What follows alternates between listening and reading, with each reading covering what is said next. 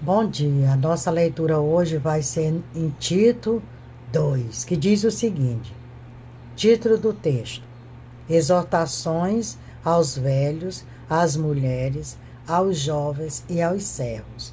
Tito deve ser ele mesmo um exemplo em tudo.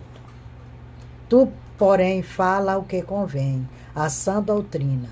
Os velhos que sejam sóbrios, graves, prudentes, são na fé, no amor e na paciência. As mulheres idosas, semelhantemente, que sejam sérias no seu viver, como convém às santas, não caluniadoras, não dadas a muito vinho, mestras no bem, para que ensine as mulheres novas a serem prudentes, a amarem seus maridos, a amarem seus filhos, e seres moderadas, castas, boas donas de casa, sujeitas a seu marido, a fim de que a palavra de Deus não seja blasfemada. Exorta semelhantemente os jovens a que sejam moderados.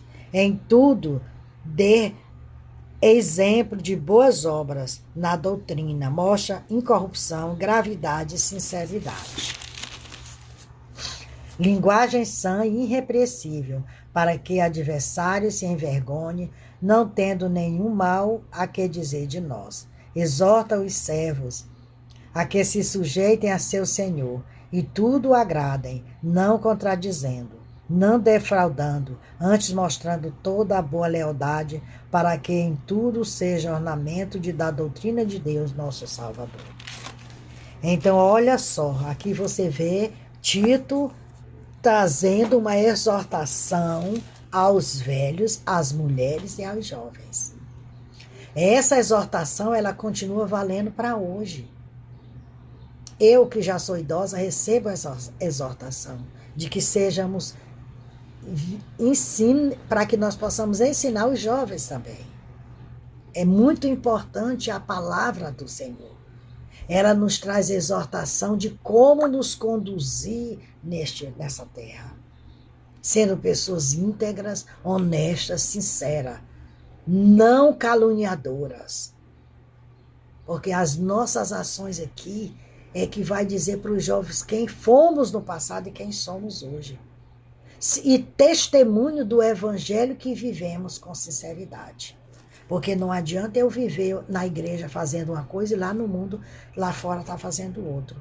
Porque Deus vai me cobrar porque eu estou fazendo com que outras vidas não venham para o Senhor por causa do meu mau testemunho. Por isso nós temos que ter muito cuidado. Vigilância constante, para que não venhamos cair na cilada do inimigo. Ele diz assim, olha, aqui no 2, de 1 a 15, diz assim: a vida piedosa. O avivamento instiga a alma humana a levar uma vida piedosa. Os avivamentos fundamentados na graça, que uma atmosfera saudável para a aversão ao pecado, conduzindo a pessoa ao arrependimento. A graça de Deus nos ensina que o estilo de vida de quem é avivado consiste em odiar a consciência do mundo e renunciar às associações e aos comportamentos mundanos, com o propósito de refletir a vida de Cristo. Então, olha só. Temos que para alcançar essa graça, temos que seguir os mandamentos. Aí ele diz bem aqui que a graça foi dividida em 3 fases. O princípio da misericórdia, o meio da misericórdia e o fim da misericórdia. Ele diz assim, Paulo falou a Timóteo sobre esses passos da misericórdia, descrevendo a si mesmo como alguém que havia sido um blasfemador, um perseguidor e ofensor, mas que alcançou a misericórdia, porque seus atos do passado foram cometidos enquanto ele vivia na incredulidade, por ignorância. Olha só. Então, Paulo, ele de perseguidor, ele passou a ser perseguido. Quando ele reconheceu, quando ele teve aquela visão lá, que Jesus dizia, Saulo, Saulo, e ele perguntou quem era o Senhor. Eu sou aquele o qual tu persegues. A partir dali, a vida dele mudou radicalmente. Ele ficou cego por vários dias, até que o profeta enviado por Deus foi lá para que orasse e ele pudesse voltar a ter visão. Aí o meio da misericórdia. Essa fase é o que o sistema judicial dos Estados Unidos poderia chamar de segunda ofensa. As escrituras incluem muitos exemplos de pessoas que se encontram nesse segundo passo. Eles foram advertidas, algumas se arrependeram, mas outras continuaram no pecado. Então veja só, nem todos que dizem sim, sim, ele permanece. Aí vamos lá para o fim da misericórdia. Se você se encontra nesta fase, está vivendo em total rebeldia, cuspindo na face de Deus. Você está, na verdade, zombando da misericórdia divina. Aquele que viveram nos dias de Noé fizeram isso. O Senhor advertiu o povo rebelde por intermédio de Noé, dizendo que ele estava farto do pecado. No entanto, as advertências divinas foram motivo de escárnio. O fim da misericórdia veio em forma de um dilúvio. Olha só. Então, outro fato também aqui.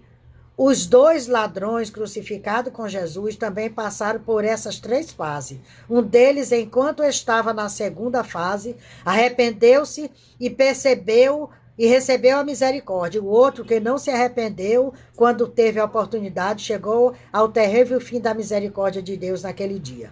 O avivamento e a misericórdia do Altíssimo, derramada sobre uma terra indígena, não experiente o fim da misericórdia de Deus quando o tempo da graça chegar ao fim. Então veja só aqui os exemplos que foi citado no final dessa misericórdia.